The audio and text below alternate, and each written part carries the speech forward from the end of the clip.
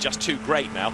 Unless Audi cars ahead have problems, fourth is as good as it will get for car number 3, Loic Duval at the wheel. Now there is 44, which is Tom Kimber-Smith, leading in LMP2 for Starworks. Made the point earlier on that, of course, Tom parachuted into this car, the regular driver, a certain Stefan Sarrazin, given dispensation by the team to go off and race for Toyota. He may have preferred, with hindsight, to have stayed with this team and taken a class win. But as it stands, TKS behind the wheel of the car leads, with Sohail Ayari second in LMP2. Now, they are on the same lap, and the gap between them is coming down by about 3 seconds a lap, because Ayari is at the moment just lapping fractionally faster.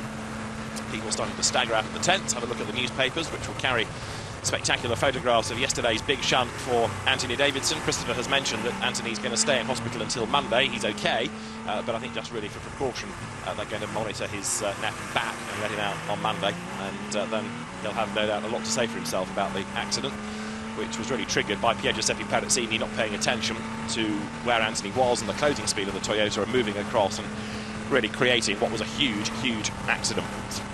It's taken one of the Toyotas out, and then Kazuki Nakajima with rear bodywork damage later on, plus an alternator failure and then a broken engine, put pay to the second car. So Toyota never, I don't think, came along with the arrogance to say that we're going to win the race, but I think it would certainly have hoped to have had at least one car there at the end, and both fell out of the race effectively in very quick succession. Just after Nicolas Lapierre had stormed his way into the lead of the race, and at the end of the 5th hour, it was 7 Toyota that proudly led the field on the hour-by-hour chart.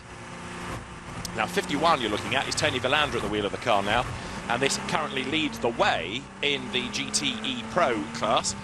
GTE is what used to be called GT2, and to keep up the numbers, there is now this Pro and AM split between the classes. Pro, as the name says, is purely for the professional drivers. The AM class does allow you to have one Pro driver in there. So the all-Pro cars being led by Bruni Villander, and the third driver of that car is Giancarlo Fisichella, and the amateur GT class being led by Pedro Lamy. Yeah, a well-known amateur him, but he gets in because he's the platinum driver to help Patrick Bornhauser and Julien Canal, who are quick amateurs, and in the cases of Julien Canal, a young driver but still at the bronze level because his successes aren't that great. But Pedro Lamy parachuted in to help that team take, at the moment, a class lead, but only 15 seconds ahead of Raymond Narak, driving the IMSA Performance Matmut Porsche that he shares with Anthony Pons and Nicolas Armindo, regular front runner in Porsche Cup races in France. Yellow flag at Indianapolis because you can see the reason. There's a car that has gone off into the gravel, and that's got a Greaves Motorsport look to it, and I'm wrong, it's the Pecom racing car, 49, there it is, beached in the gravel bed, and that's the one that was second in LMP2. Sohail Ayari at the wheel of it, and he's gone straight off into the gravel.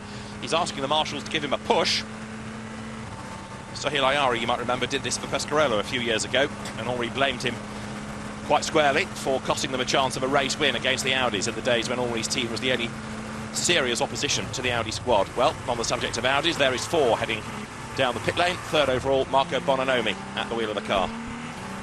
Yes, that's... you must admit, Sohail Ayari has had a bit of a reputation for that sort of thing right from the very beginning. I remember watching him crash 3 times in a weekend in his Formula 3000 days.